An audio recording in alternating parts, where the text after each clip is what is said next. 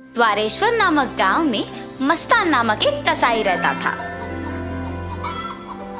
उस गांव में बकरे का मांस सिर्फ मस्तान के दुकान में मिलता था। इतना ही नहीं, हर शुभ कार्य और दावत के लिए मस्तान के ही दुकान से मांस लाया जाता था। ऐसे एक दिन उस गांव के जमींदार का सेवक मस्तान की दुकान को आता है। हे मस्तान, कल जमींदार के महल में एक बड़ी दावत रखी जा रहा है। उस दावत को बहुत बड़े लोग और अमीर लोग आने वाले हैं।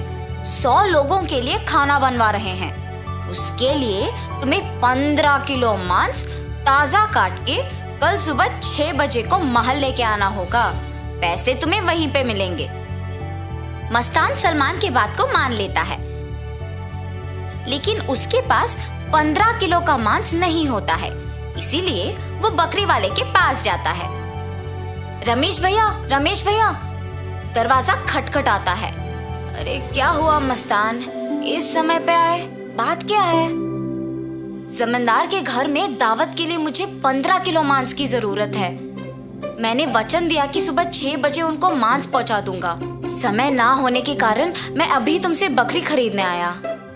हाँ, तो ये है बात। ठीक है, 2000 रुपए दे के बकरी ले जाओ। ये क्या भैया, 1000 ही तो है। अब जमींदार के लिए है तो कम से कम 2000 होगा ही ना। अगर तुम्हें नहीं चाहिए तो रहने दो, मैं आराम से सो जाऊंगा। नहीं भैया, मैंने वचन दिया है, अब पीछे नहीं हट सकता।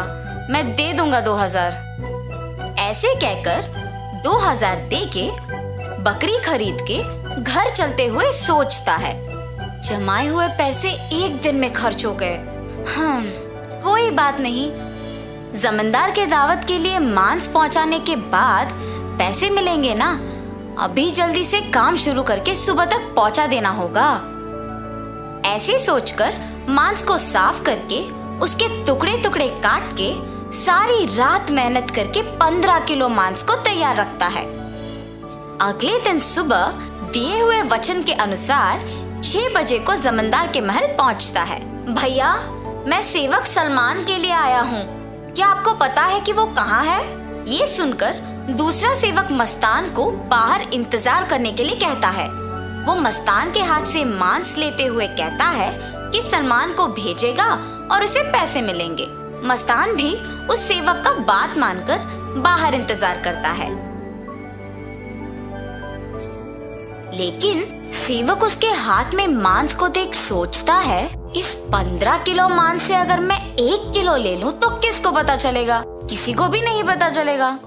ऐसे उस कवर में से 1 केजी मांस को छुपा के बाकी को देने जाता है। सलमान को देख के कहता है, साहब, मस्तान ने यह आपको देने के लिए कहा है। वो पैसों के इंतजार में बाहर खड़ा है। सलमान सेवक के हाथ से मांस लेके सीधा रसोई घर जाता है, ये जान के कि मस्तान बाहर पैसों का इंतजार कर रहा है। बावर्ची के पास जाकर सलमान कहता है, सारे व्यंजन स्वादिष्ट होनी चाहिए, ध्यान से पकाना। ऐसे कहकर चला जाता है। बावर्ची पकाते हुए, इतने मांस से अगर मैं 2 केजी ले लूं तो किसको शक होगा? किसी को भी नहीं होगा। ऐसे सोचकर मांस को छुपा के बाकी को पकाता है। दावत के व्यंजन की तैयारी के लिए जिम्मेदार किशन व्यंजनों का स्वाद चख के कुछ सेवकों की सहायता से उन सभी में से थोड़ा थोड़ा अपने लिए ले लेता है। आए हुए मेहमान सारे दावत की खाना शुरू करते हैं और जल्द ही आपस में बात करना शुरू कर देते हैं। ये क्या, इतना अमीर और सम्मानित आदमी, अच्छा नाम है इनका, मगर खाने में कमी क्यों? हाँ, अगर खाना कम ही पड़ना है तो ऐसी दावत की तैयारी भला क्यों करें? ऐसे सारे लोग खुसफुसाते हैं। ये सब सुन के जमींदार सहन नहीं कर पाते हैं। दावत के खत्म होने के बाद क्रोधित होके सारे लोगों को सभा में बुलाते हैं, खास करके दावत के लिए जिम्मेदार लोगों को, और उनको सवाल करना शुरू करते हैं। दावत की तैयारी के लिए जिम्मेदार किशन से पूछते हैं, दावत की जिम्मेदारी सौंपने पर तुम ये करोगे? सभी तैयारी किया मैंने, लेकिन व्यंजनों के लिए मात्रा पहले से ही कम पड़ गई थी प्रभु। मेरा इस बात से कोई लेना देना नहीं, आप बावर्ची से पूछिए प्रभु। ऐसे उसने अपनी किए को छुपाकर किसी और पे इल्जाम डाल देता है। तब बावर्ची छुपाए हुए 2 किलो मांस की बात को छुपा के कहता है कि दावत की सामग्री के लिए जिम्मेदार सलमान के पास इसका जवाब होगा। ऐसे उस बात से छुटकारा पाता है। सलमान भी औरों की तरह मांस के दिए गए 6,000 रुपयों को मस्तान को ना देकर अपने ही पास रख के, ये जानते हुए कि मस्तान पैसों का बाहर इंतजार कर रहा है, जमींदार से ये बात छुपाता है और कसाई मस्तान पे इल्जाम डाल देता है कि उसने मांस कम मात्रा में दी है। अभी जाके मैं उसका काम तमाम करता हूँ प्रभु, ऐसे कहता है। उसी सभा में मौजूद मस्तान उस इल्जाम का सहन नहीं कर पाता है। सभा में से जमींदार के सामने आके कहता है, जमींदार साहब, इस पूरे गांव में मैं अकेले कसाई हूँ। पिछले 10 साल से मैं ये व्यापार कर रहा हूँ और इतने साल से आपके घर में हर कार्य और हर दावत पे मैंने खुद मांस दी है, मगर कभी भी ऐसी मुसीबत नहीं आई।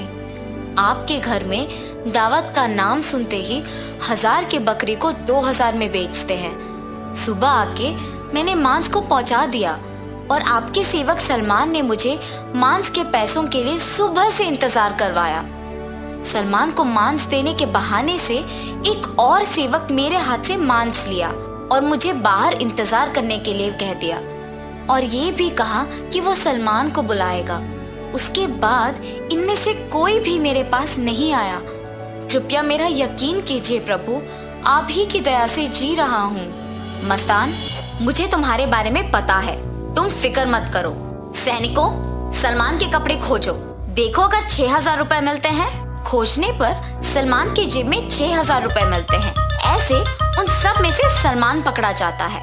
और इतना ही नहीं, किशन जिन सेवकों की सहायता से सभी व्यंजनों से थोड़ा अपने लिए ले लेता है, उनमें से एक सहायक जमींदार को सच कह देता है। बावर्ची का झूठ बैग में रखे मांस कोई सेवक को मिलने पर बाहर आ जाता है और पहला सेवक जिसने 1 किलो छुपा लिया, उसने डर के मारे अपनी गलती मान ली।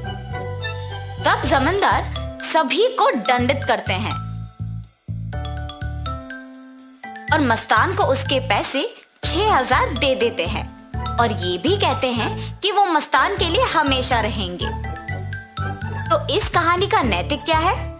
गलती का सजा मिलेगी ही मिलेगी, इसीलिए ईमानदारी से जीना ही अच्छा है।